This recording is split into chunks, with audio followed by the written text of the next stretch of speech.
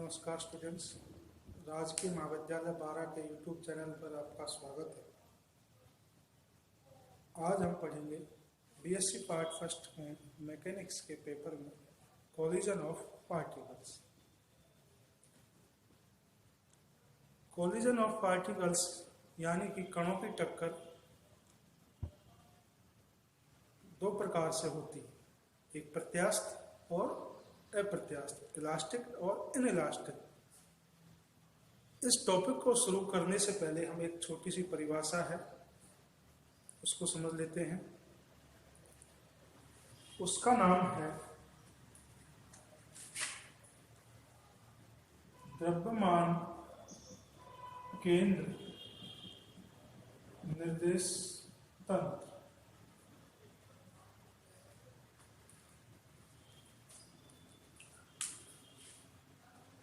द्रव्यमान केंद्र क्या होता है ये हम पूरी तरह से पहले वाले वीडियोस में लेक्चर्स में पढ़ चुके हैं। द्रव्यमान केंद्र किसी भी निकाय का, किसी भी सिस्टम का एक ऐसा पॉइंट होता है जिस पर उस सिस्टम का पूरा द्रव्यमान को हम केंद्रित मान सकते हैं और उसके सापेक्ष, उस पॉइंट के सापेक्ष कण के सभी कणों का द्रव्यमान आघूर्ण क्या होता है? शून्य होता है। अब हम यहां पढ़ रहे हैं द्रव्यमान केंद्र निर्देश तंत्र। मान लीजिए कोई सिस्टम है और जो बहुत सारे पार्टिकल से बना हुआ है और उसका एक निर्देश तंत्र का, उस सिस्टम का एक सेंटर ऑफ मास है C।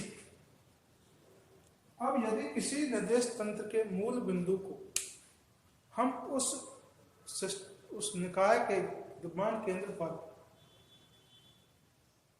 मान लें तो वो निर्देश तंत्र एक द्रव्यमान केंद्र निर्देश तंत्र कहलाएगा। ठीक है भाई, फिर से सुन लीजिए इसकी परिभाषा। ऐसा निर्देश तंत्र जिसका मूल बिंदु किसी सिस्टम के द्रव्यमान केंद्र पर स्थित हो तो वह द्रव्यमान केंद्र निर्देश तंत्र कहलाता है। ठीक है। अब दूसरा आता है प्रयोगशाला निर्देश तंत्र। किसी भी घटना को हम यदि किसी प्रयोगशाला में से देखते हैं, किसी भी यानी क्लासरूम से देखते हैं और वहाँ से यदि हम उसकी कंपेयर करते हैं तो वो हमारा निर्देश तंत्र प्रयोगशाला निर्देश तंत्र कहलाता है। तो दो प्रकार के निर्देश तंत्र हो गए, द्रव्यमान के निर्देश तंत्र और प्रयोगशाला निर्देश तंत्र। द्रव्यमान के निर्देश तंत्र में उस सिस्टम के केंद्र पर निर्देश तंत्र का मूल बिंदु स्थित होता है या फिर ये दोनों एक ही वेग से गति हुई मान सकते हैं। या दूसरी परिभाषा, ऐसा निर्देश तंत्र जिसमें निकाय के द्रव्यमान केंद्र का वेग शून्य। ठीक है, तो प्रकार से आप इसकी परिभाषाओं को कह सकते हैं कि ऐसा निर्देश तंत्र जिसमें किसी निकाय के द्रव्यमान केंद्र का वेग कैसा हो? शून्य हो। या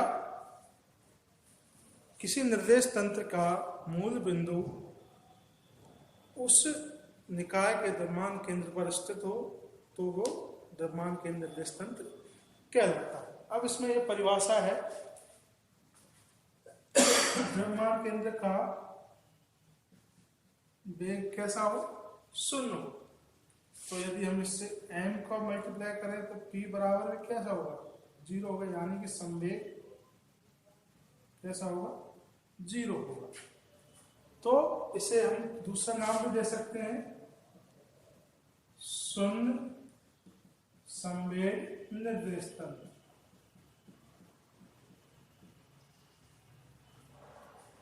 ठीक है, ये दो परिभाषाएं आपको ध्यान रखनी है। ये 1 नंबर में या छोटे क्वेश्चंस में इस तरह की परिभाषाएं आपसे पूछ लेते हैं, तो ये परिभाषा आप याद रखें और उसको एग्जाम में लिख सकते हैं कि ऐसा निर्देश तंत्र जिसमें किसी सिस्टम के द्रव्यमान केंद्र का वेग 0 हो, तो वो द्रव्यमान के निर्देश तंत्र कहलाता है। अब 0 कब होगा,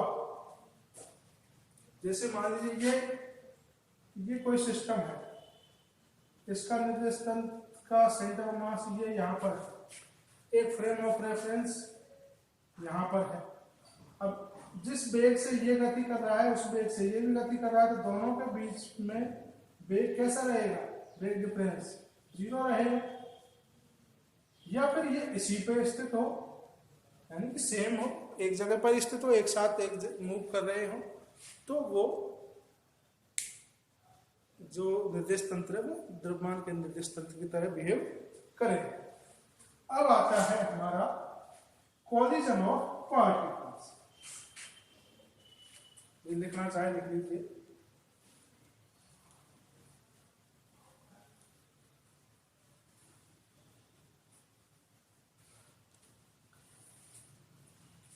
कणों की जो टक्कर है, कोलिजन है, वो 2 प्रकार का होता है। नंबर 1 प्रत्यास्थ टक्कर, इलास्टिक कोलिजन। इसमें क्या होता है कि 2 पार्टिकल एक दूसरे की तरफ गति करते हैं, फिर वो टकराते हैं और फिर अलग अलग दिशाओं में चले जाते हैं।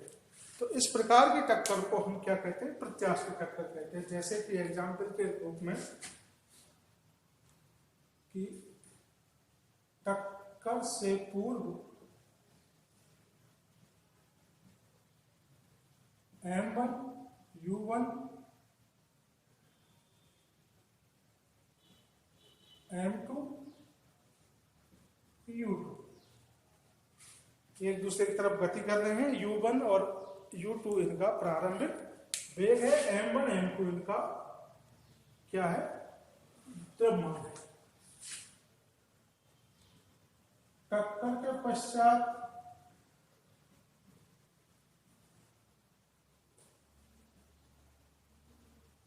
V1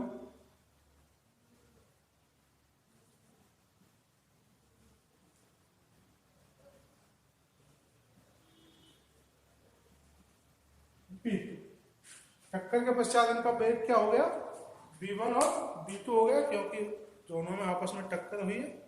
तो टक्कर के पश्चात वेग में जो परिवर्तन आया, इसके पश्चात उनका वेग V1 और V2 हो गया। अब इनकी डायरेक्शन अलग दिशा में हो गई है, यानी ये एक दूसरे से दूर जा रहे हैं। तो इस प्रकार की टक्कर को हम प्रत्यास्थ टक्कर कहते हैं। इस प्रकार से कहेंगे इसकी परिभाषा कि ऐसी टक्कर जिसमें कणों का प्रारंभिक दिशा और अंतिम दिशा अलग अलग हो, वो प्रत्यास्थ टक्कर कहलाती है। या फिर जिसमें संवेग और ऊर्जा के संरक्षण नियम का पालन होता है। ऐसी टक्कर जिसमें संवेग और ऊर्जा के संरक्षण नियम का पालन होता है। दो कण आपस में एक दूसरे से टकराते हैं, टक्कर के पश्चात अलग अलग दिशाओं में चले जाते हैं। संवेग और ऊर्जा संरक्षण नियम का पालन होता है, यानी कि टक्कर से पूर्व का संवेग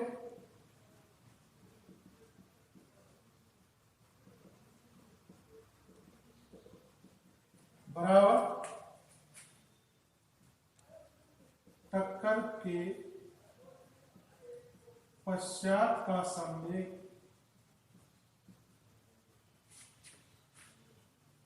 बराबर m1 प्लस m2 u2 बराबर m1 v1। ये इक्वेशन नंबर 1। टक्कर से पहले का दोनों का संवेग है, ये टक्कर के बाद का है, तो ये इसमें ऊर्जा संरक्षण नियम का पालन होता है। तथा ऊर्जा संरक्षण क्या,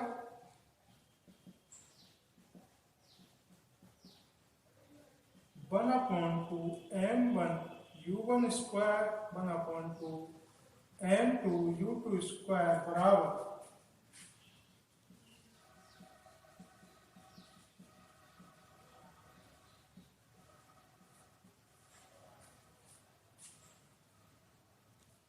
ये टक्कर से पूर्व की ऊर्जा है, ये टक्कर से पश्चात की ऊर्जा है।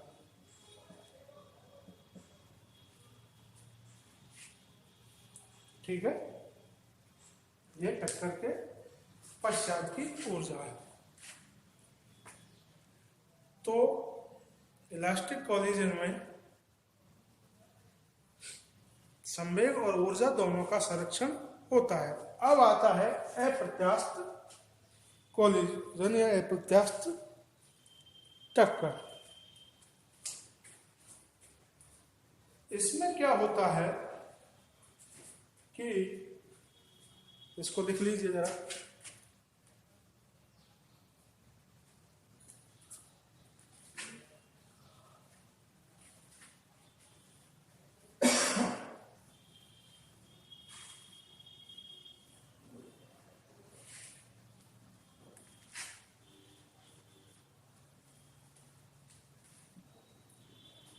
जब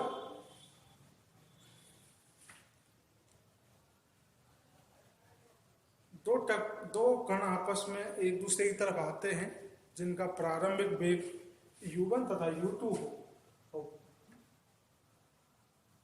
वजन m1 और m2 हो, और ये किस प्रकार का है, अप्रत्यास्थ। इसमें दोनों कण टक्कर के पश्चात चिपक जाते हैं और एक ही दिशा में गति करते हैं। इस प्रकार के कोलिजन को इनइलास्टिक कोलिजन कहते हैं, अप्रत्यास्थ टक्कर कहते हैं। तो ये जो कण हैं इनका प्रारंभिक u1 u2 है, एक दूसरे की तरफ आ रहे हैं, टक्कर के पश्चात ये एक दूसरे के साथ ही चिपक जाते हैं और v वेग से गति करते हैं एक ही दिशा में। एक तो ये, और दूसरी बात, इसमें संवेग संरक्षण नियम का तो पालन होता है लेकिन ऊर्जा संरक्षण नियम का पालन नहीं होता। इसमें केवल संवेग संरक्षण नियम का पालन होता है।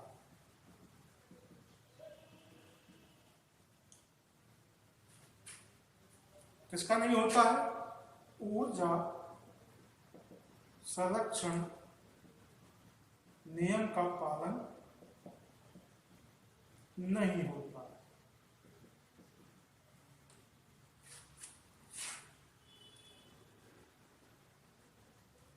अब इसके एग्जाम्पल्स देखें।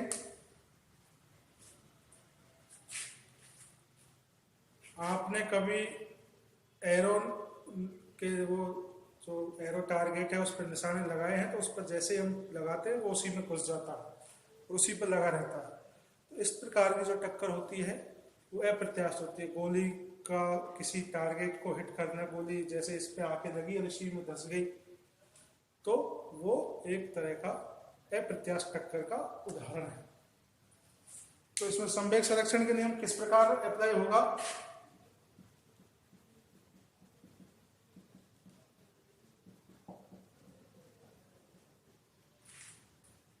m1 प्लस m2 u2 बराबर m1 प्लस m2 bu। ये टक्कर से पूर्व और ये टक्कर के पश्चात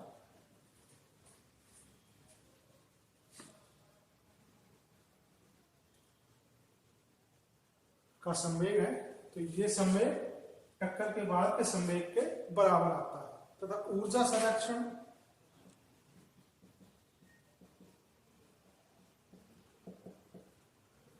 one upon two m1 u1 square 1/2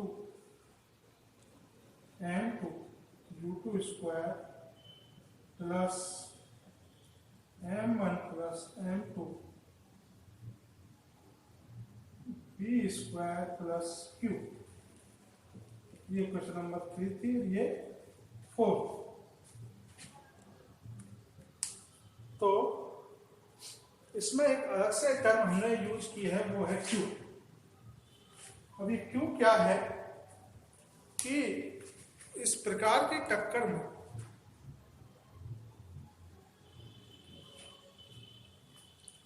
जब टक्कर होती है तो टक्कर के पश्चात या टक्कर के दौरान ऊर्जा का लॉस होता है, क्षति होती है। वो किस प्रकार से होती है? या तो ध्वनि के रूप में हो जाए, ऊष्मा के रूप में हो जाए, विकिरण के रूप में हो जाए, या किसी अन्य रूप में हो जाए। तो उस क्षति के कारण ऊर्जा संरक्षण नियम का पालन नहीं हो पाता और ये जो एनर्जी है इस एनर्जी से अधिक होती है। और कितनी अधिक होती है? क्यू एनर्जी, जो कि टक्कर के दौरान जितनी एनर्जी का लॉस होता है। तो ये दो प्रकार के कोलिजन आपने पढ़ लिए, प्रत्यास्थ और अप्रत्यास्थ। एक बार फिर से आप इसमें रिपीट कर लीजिए। आज हमने क्या पढ़ा है? द्रव्यमान केंद्र निर्देश तंत्र ऐसा निर्देश तंत्र जिसमें किसी बहुकणीय निकाय का के द्रव्यमान केंद्र का वेग शून्य हो, द्रव्यमान केंद्र निर्देश तंत्र कहलाता है। उसके बाद हमने पढ़ा type of collisions, elastic collision और इनइलास्टिक कोलिजन। इलास्टिक कोलिजन में टक्कर के पूर्व का और टक्कर के पश्चात का संवेग और ऊर्जा संरक्षित रहती है, जबकि इनइलास्टिक में केवल संवेग संरक्षित रहता है, ऊर्जा का संरक्षण नहीं होता। अब आने वाले उसमें हम टक्कर के जो कोलिजन है उसको हम दो भागों में पढ़ेंगे, एक प्रयोगशाला फ्रेम में है और एक द्रव्यमान केंद्र फ्रेम में। और फिर देखेंगे कि दोनों में क्या अंतर आता है। उसमें वेगों का मान निकालेंगे, वेगों की डिपेंडेंस निकालेंगे, किस पर निर्भर होते हैं। ठीक है।